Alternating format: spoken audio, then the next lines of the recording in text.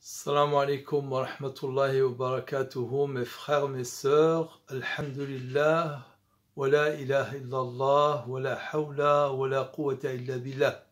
Dans le cadre des activités de la mosquée de Grigny, la grande mosquée de Grigny, donc je vous présente cette exégèse et cette méditation des versets du jeûne. Nous avons déjà fait une première partie, du verset 183 au verset 185. Il nous reste les versets 186 et 187, donc les 5 versets où Allah, le seul endroit du Coran où Allah Ta'ala parle du jeûne du mois de Ramadan. Parmi les points donc, que nous avons mis en exergue la dernière fois, comment Allah, dans le verset 185, il apporte de nouveaux enseignements, de nouvelles règles concernant le jeûne qui sont différentes du verset 184 qui était une époque antérieure au verset 185. Au départ, les personnes âgées avaient le choix s'ils voulaient le faire ou ne pas le faire, de donner une aumône. Après, c'est que dans le cas où il leur était pénible, vraiment pénible, qu'ils ont été autorisés, qu'ils sont désormais autorisés à ne pas le jeûner. Et le choix pour une personne valide, qui n'a aucune excuse, qui n'est ni malade, ni en voyage, cette excuse-là, c'était au début pour qu'il s'entraîne au jeûne, et après, elle a été totalement abrogée par le verset 185. Donc, le verset 186, si vous le connaissez, c'est le verset où Allah Ta'ala dit « وَإِذَا سَأَلَكَ عِبَادِي عَنِّي فَإِنِّي قَرِيبٌ أُجِيبُ دَعْوَةَ الدَّاعِي إِذَا دَعَانِ فَلْيَسْتَجِيبُوا لِي وَلْيُؤْمِنُوا بِي لَعَلَّهُمْ يَرْشُدُونَ » Donc, ce verset parle du dua, parle des invocations. Verset 186. Et donc, déjà avant d'expliquer pour quelles raisons, regardez la formule.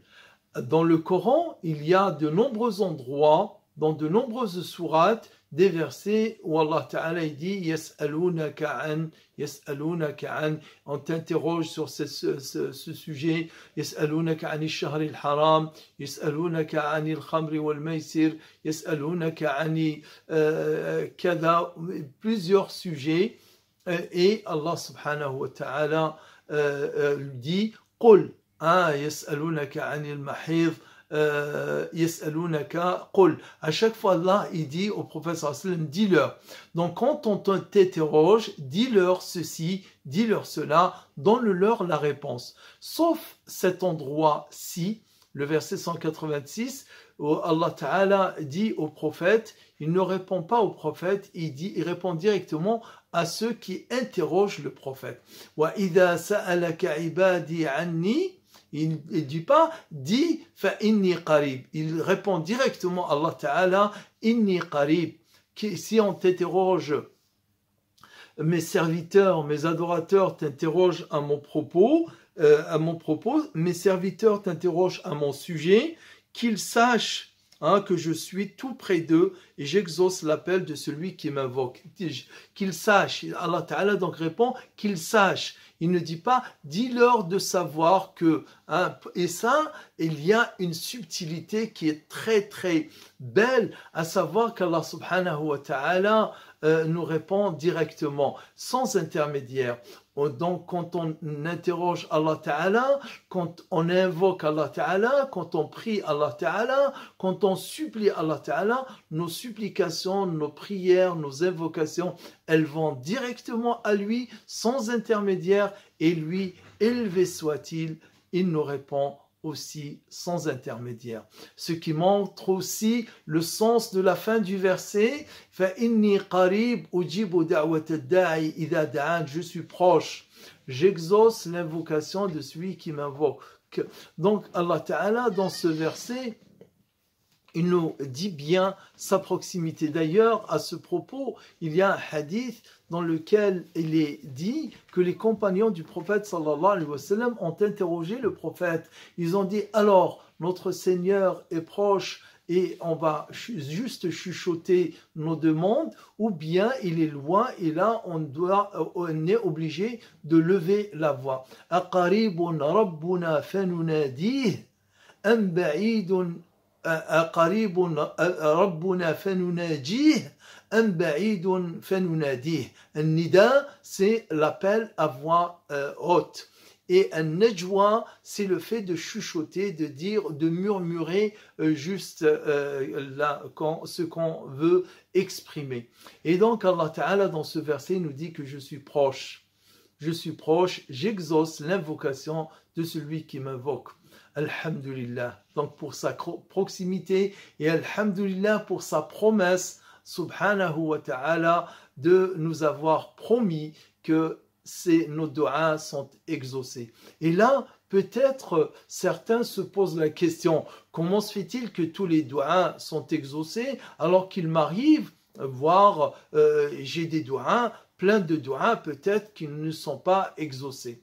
Sachez que l'exaucement du doigt qu'Allah Ta'ala accorde, il le fait de 3 manières. Et ça, c'est un hadith du prophète sallallahu alayhi wa sallam qui nous l'explique. Il nous incite d'abord, il nous exhorte, le prophète sallallahu alayhi wa sallam, à multiplier les doigts, à ne jamais s'enlacer de faire des doigts, des invocations, des prières, des supplications. Et il nous dit, en rajoutant, que vos doigts sont de toutes les manières exaucés. Allah, soit il vous donne ce que vous avez demandé. Ça, c'est une des manières. Il vous donne exactement la même chose que ce que vous avez demandé. Soit il écarte de vous un mal équivalent au bien que vous avez recherché. Là aussi, par exemple, quelqu'un demande, et c'est normal, hein, c'est permis, quelqu'un demande d'avoir de meilleurs revenus, d'avoir des revenus plus conséquents pour subvenir à tous les besoins, ses besoins et ceux de sa famille de façon, je dirais, à l'aise, disons avec confort, sans difficulté.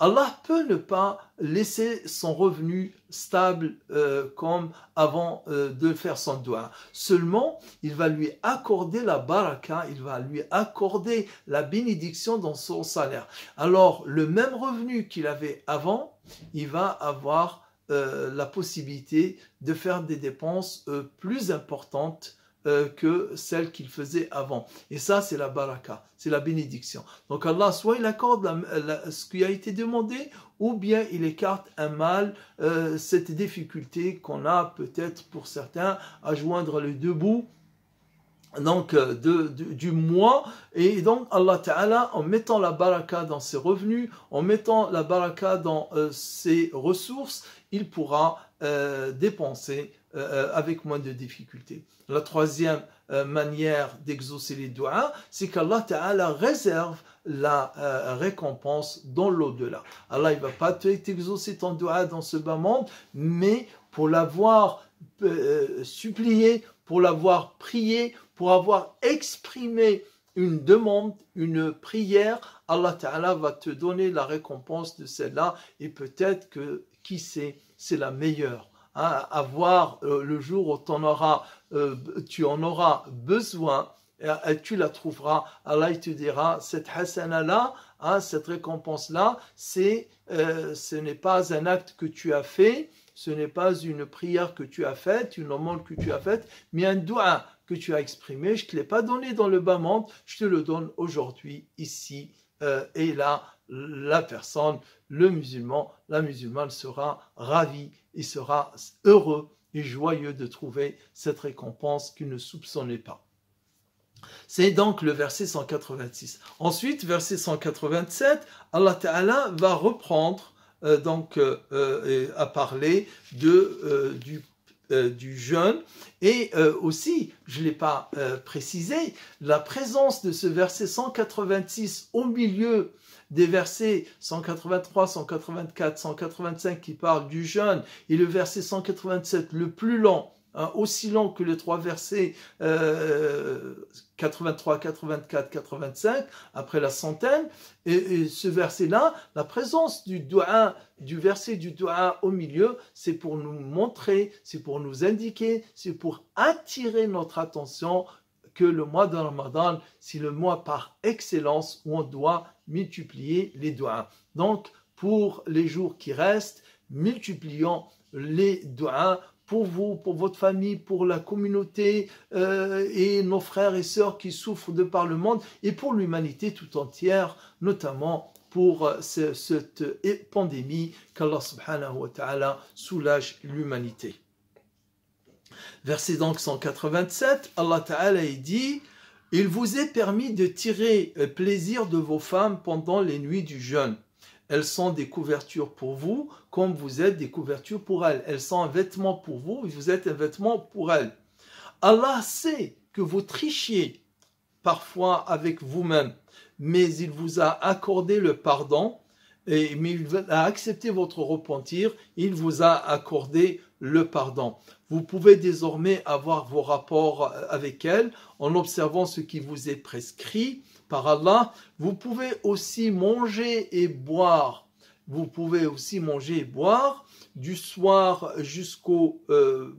jusqu'à l'aube, et là, pouvoir manger, c'est-à-dire qu'il est permis. Mais sinon, la règle en islam, c'est d'être modeste, c'est d'être, je dirais, très modéré dans la consommation, ne pas abuser, ne pas manger jusqu'à satiété. Donc, de ce verset 187, comme je l'ai dit, plus long que les trois versets 183, 184, 185, parce qu'il contient de nombreux enseignements, notamment les enseignements qui allègent, les enseignements qui facilitent. Avant, il était interdit de manger le soir après une personne qui s'est endormie. Une fois qu'il s'est endormi, il n'a plus le droit de manger jusqu'au lendemain, au coucher du soleil, ce qui est difficile. Vous imaginez les nuits d'hiver qui sont longues.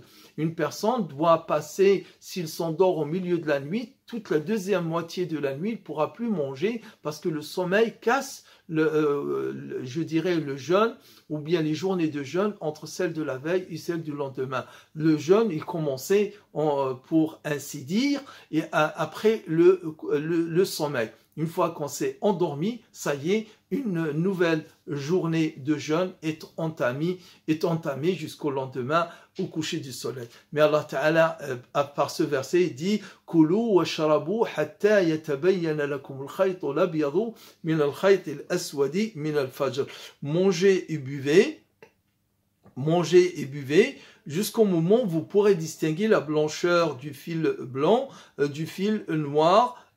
Et donc le fil blanc et le fil noir, c'est en fait la lueur blanchâtre qui est du fil de l'aurore, de l'aube, de la journée montante, la clarté du jour arrivant, et la noirceur de la nuit qui finit. Et donc Allah Ta'ala il dit aussi que vous pouvez avoir les rapports alors qu'avant c'était interdit.